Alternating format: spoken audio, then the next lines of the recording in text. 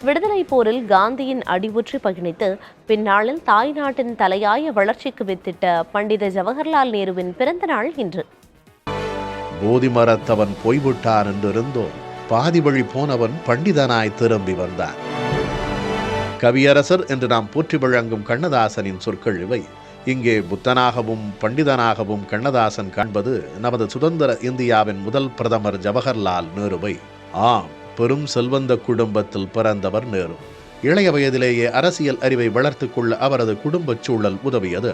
தொடக்கத்தில் வீட்டிலேயே ஆசிரியர்கள் வந்து கல்வி போதிக்க, பின்னாளில் கேம்பிரிட்ஜ் சென்று பயின்று பட்டம் பெற்றவர். தந்தை வழியிலேயே வழக்கறிஞர் பணியை ஏற்றுக்கொண்டவர். திலகர், கோகலே போன்றவர்களின் தீவிர சுதந்திர போராட்டத்தினால் ஈர்க்கப்பட்டு அதில் தன்னை இணைத்துக் கொண்டவர். பின்னர் கவிக்குயில் சரோஜினி நாயுடுவின் தேசியம் குறித்த உரை மற்றும் காந்தியின் அகிம்சை வழி விடுதலை போராட்டம் போன்றவை நேருவுக்குள் மாற்றத்தை விதைத்தன.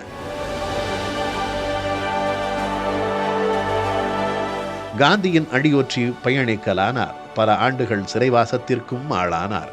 போராட்ட காலங்களிலேயே விவசாயிகள் மற்றும் தொழிலாளர்களின் முன்னேற்றம் குறித்து அதிகம் பேசியவர் நேரு.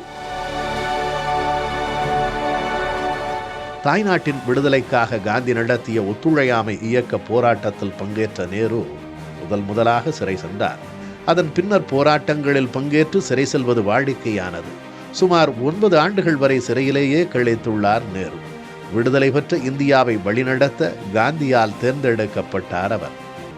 5 ஆண்டு திட்டத்தை வகுத்தார். அணைகள் பல கட்டினார். விவசாய வளர்ச்சியோடு தொழில்துறை வளர்ச்சிக்கும் வித்திட்டார். அணிசேரா கொள்கையை வகுத்ததோடு அணு ஆயுதங்கள் கூடாதெனவும் வாதிட்டார். இந்தியாவின் வளர்ச்சிக்கு வித்திட்ட அவர் தலைமையிலான அரசு விமர்சனங்களையும் எதிர்கொள்ளாமல் இல்லை. பாராட்டுதல்களையும் விமர்சனங்களையும் ஒன்றாக பாவித்த நேரு எழுதிய discovery of India, glimpses of world history மற்றும் சுயசரிதை நூல்கள் அவரது புகழுக்கு மகுடம் சேர்ப்பவை.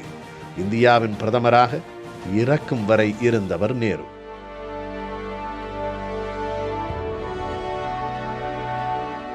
சீரிய நெற்றி எங்கே, சிவந்தனல் இதழ்கள் எங்கே, கூரிய விழிகள் எங்கே, குறுநகை போனதெங்கே, நேரிய பார்வை எங்கே, நிலமெல்லாம் வணங்கும் தோற்றம் வீழ்ந்ததிங்கே என நேருவின் மறைவினால் அரற்றிய கண்ணதாசன் மொழியிலேயே முடித்திடுவோம்.